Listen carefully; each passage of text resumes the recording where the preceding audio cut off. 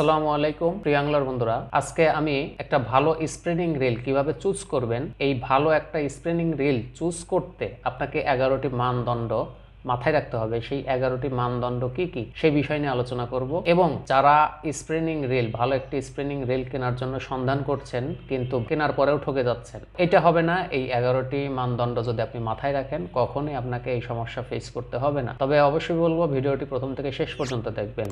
আর এই 11টি মানদণ্ড যখন আপনি জানবেন, তখন পৃথিবীর যে কোনো জায়গা থেকে আপনি রিল কিনতে পারবেন কোনো প্রকার কারো হেল্প ছাড়া, বা যারা সেলার আছে তাদেরও হেল্প ছাড়া আপনি ভালো একটা রিল চুজ করতে পারবেন, তাদেরকে লাগবেই না। তবে অবশ্যই আপনাকে এই 11টি মানদণ্ড জানতে হবে, কারণ উচ্চ মূল্য স্বীকার করে সবসময় ভালো জিনিস হয় না। এই জিনিসটা মাথায় রাখবেন। উচ্চ দাম দিচ্ছেন, টাকা দিচ্ছেন, পয়সা ঠিকই আপনি খরচ করছেন, কিন্তু ওই যে পয়সাটা খরচ করছেন ওই মানের প্রোডাক্ট আপনি পাননি, যতই ব্র্যান্ডের মধ্যে যান, যতই দামের মধ্যে যান। তো এখানে যে বিষয়টা আমি আপনাদের সামনে মূলত এক্সপ্লেন করব, যে কম দাম দিয়েও আপনারা একটা ভালো রিল কিভাবে চুজ করবেন এই 11টি মানদণ্ডকে বেস করে।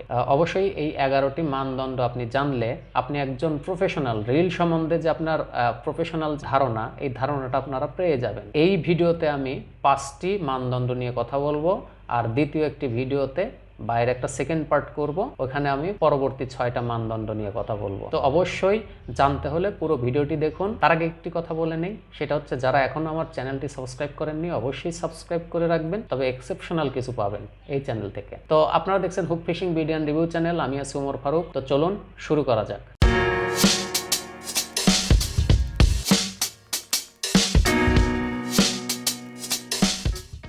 যে 5টি মানদণ্ড নিয়ে কথা বলবো সেটা আমি একটু নোট করে নিছি, কারণ ভিডিও সেটে যখন বসা যায় তখন অনেক কিছুই মাথায় থাকে না। যতগুলো মানদণ্ড সবগুলো অনেক গুরুত্বপূর্ণ। Number 1 spool design, number 2 line on spool, number 3 spool material, number 4 braid grip design on spool, smooth retrieve অর্থাৎ মসৃণ পুনরুদ্ধারের জন্য আরো বল বেয়ারিং। তো যাই হোক, এটা এখন আমি স্টেপ বাই স্টেপ আপনাদের একটু বুঝিয়ে দিচ্ছি।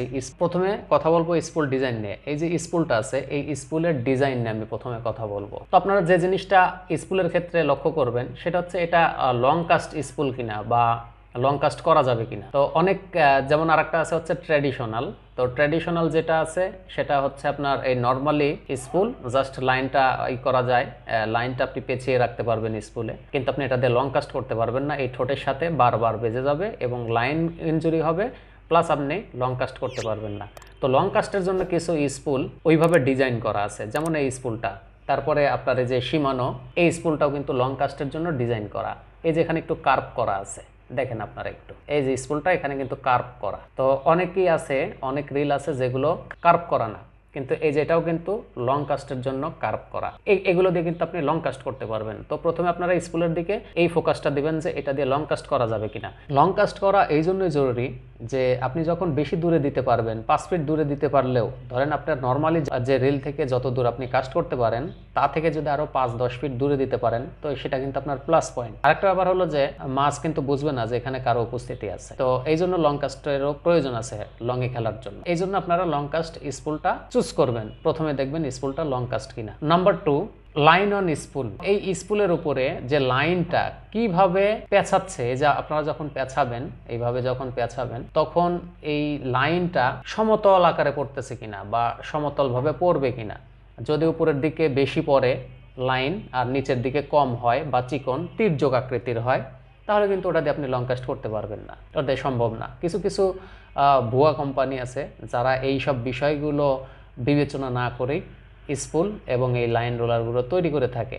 তাদের মূলত ম্যানুফ্যাকচারিংয়ে সমস্যা থাকে আর মেজারমেন্টে সমস্যা থাকে, যার কারণে দেখা যায় যে নিচ দিয়ে লাইন কম পেঁচাচ্ছে অথচ উপরের দিকে বেশি হয়ে যাচ্ছে। এরকম কিন্তু হয়। আপনারা অনেক রিলেতে এই বিষয়টা আপনারা লক্ষ্য করতে পারবেন যদি আপনারা একটু ভালোভাবে দেখেন। তো এটা দিয়ে কিন্তু লং কাস্ট করা সম্ভব না। এটা সমতলভাবে থাকতে হবে। এই রিলেতে লাইন সমতল আকারে পেঁচাতে হবে, যেন ঠিকভাবে একদম সমান্তরালে থাকে। তাহলে যত দূরে কাস্ট করতে পারবেন। আর ওই যেটা তীর্যক আকারের হবে, উপরে বেশি থাকবে আর নিচে বাম্প এক ধরনের আছে, এই বাম্প যেন না হয়। এই বাম্প হলে কিন্তু আপনি কখনোই রিল থেকে লাইন রিলিজ করতে পারবেন না বা লং কাস্ট করতে পারবেন না। Number 3, spool material. এই স্পুলের যে ম্যাটেরিয়াল, যত দামি রিলগুলোতে স্পুলগুলো আছে সেগুলো কিন্তু অধিকাংশই অ্যালুমিনিয়াম স্পুল, ভালো মানের অ্যালুমিনিয়াম স্টেইনলেস, সেই ম্যাটেরিয়াল দিয়ে অ্যালুমিনিয়াম দিয়ে তৈরি করা হয় এবং গ্রাফাইটও ব্যবহার করা হয়। তবে গ্রাফাইট স্পুল অবশ্যই এটা ভালো হবে না। কারণ হলো যে যখন আমরা এই স্পুলে লাইন উঠিয়ে থাকি তখন কিন্তু আপনারা দেখবেন যে হাতে যখন অনেক টেপ পেঁচাইতে পেঁচাইতে পেঁচাইতে পেঁচাইতে যখন অনেক পেঁচাবেন তখন কিন্তু ধীরে ধীরে ভিতর দিকে বেশি ফোর্স মানে সংকুচিত হবে এবং আপনার আঙ্গুলে তখন আপনি ব্যথা অনুভব করবেন, কারণ ওটার একটা প্রেশার আছে। তো সেক্ষেত্রে এই অ্যালুমিনিয়াম স্পুল ফাটবে না, কারণ মনোফিলামেন্টের ক্ষেত্রে আপনি যত পেঁচাবেন ততই আরও এখানে সংকুচিত হবে এবং টাইটটা বেশি হবে এবং স্পুলের উপর একটা লোড পড়বে। এই লোডে গ্রাফাইট হলে কিন্তু এটা বিকৃতি হবে বা ফেটে যাবে, যার কারণে অ্যালুমিনিয়াম স্পুলটা আপনারা দেখবেন যে অ্যালুমিনিয়াম স্পুল কোনটা সেটা আপনারা চুজ করবেন এবং স্টেইনলেস স্টিল আপনার স্পুলও পাওয়া যায়, সেগুলো আপনারা দেখতে পারেন। Number 4, braid grip design on spool, অর্থাৎ ব্রেড লাইনের জন্য এই স্পুলটা ডিজাইন করা কিনা সেটা আপনারা কেমনে বুঝবেন? সেটা বুঝবেন হচ্ছে, দেখেন আপনারা হয়তো দেখতে পারতেছেন যে যেখানে খপ্পর দেয়া আছে, বিনুনি খপ্পর, অবশ্যই স্পুলের ভিতরে আপনি দেখবেন যে এখানে খাস কাটা আছে, এই ভিতর দিয়ে খাস কাটা আছে, অনেকগুলো খাস কাটা আছে। এভাবে আঙ্গুল আপনি চারা দিয়ে এরকম করলে পরে বুঝতে পারবেন, আপনারা শব্দ পাচ্ছেন হয়তো। অর্থাৎ এটাই হচ্ছে মূলত ব্রেড লাইনের জন্য ডিজাইন করা। অর্থাৎ আপনি সবসময় চিন্তা করবেন যে ব্রেড লাইনের জন্য ডিজাইন করা যে স্পুলগুলো আছে সেগুলো নেওয়ার জন্য, আর এটা নিলে আপনি এর সাথে মনোফিলামেন্টও ভালো হবে, যে কোনো লাইন আপনি উঠাইলে ভালো রেজাল্ট পাবেন। এই লাইনটা কখনোই কুচকে যাবে না বা ঘুরে যাবে না, এর সাথে আটকে থাকবে। যে কিছু কিছু স্পুল আছে একদম প্লেন, এখানে কোনো খাস কাটা নেই, এই যে এটার মধ্যে কোনো খাস কাটা নেই, সেটা কিন্তু আবার ভালো না। অবশ্যই আপনি এই বিষয়টা যে কোনো ব্র্যান্ডের মধ্যে নেন, কোনো সমস্যা নাই, কিন্তু এই বিষয়গুলো আপনাকে অবশ্যই ফোকাস করতে হবে। নাম্বার 5 হচ্ছে মোর বেয়ারিং ফর স্মুথ রিট্রিভ, অর্থাৎ মসৃণ পুনরুদ্ধারের জন্য আরো বল বেয়ারিং, অর্থাৎ যত বল বেয়ারিং হবে আপনি মসৃণ ভাবে সেটা পুনরুদ্ধার করতে পারবেন। পুনরুদ্ধারও কি, যখন আপনি টোপটা থ্রো করলেন তখন আবার ওই লাইনটা যে পুনরুদ্ধার করবেন মানে আবার উঠিয়ে নিয়ে আসবেন, তো তখন স্মুথ হবে, অনেক স্মুথ হবে। অর্থাৎ বল বেয়ারিং এর দিকটা আপনারা দেখবেন যে কত বল বেয়ারিং গুলো আছে। তো আমি কিন্তু এর আগে বলছি যে সবসময় বল বেয়ারিং আপনার দেখা যায় যে অনেক হজবরল কোম্পানি আছে যেগুলোর বল বেয়ারিং অনেক কিন্তু অতটা স্মুথ না। আবার কিছু দামি ব্র্যান্ড আছে, শিমানো, দাইওয়া, এগুলো, তারপর আবু গার্সিয়া, এগুলোর আবার বল বেয়ারিং কম কিন্তু তারপরেও স্মুথ। পুনরুদ্ধারের সময় যখন আমরা লাইনকে পুনরুদ্ধার করব তখন তো একটা লোড থাকবে, কারণ লাইন আছে, লাইনের একটা লোড আছে, তারপরে আপনার সুইবেল ব্যবহার করছেন, টোপ আছে, তারপরে শিঙ্কার আছে, তো এইগুলো দিয়ে তখন কিন্তু একটা লোড হবে। লোড হলে অনেক সময় রিল যখন আপনি লাইন যখন আপনি পুনরুদ্ধার করবেন তখন কিন্তু ব্রেক করবে, আসতে চাবে না, এরকম হয়। কিন্তু এগুলোর ক্ষেত্রে তা হয় না, পুনরুদ্ধারটা খুব ভালো হয়।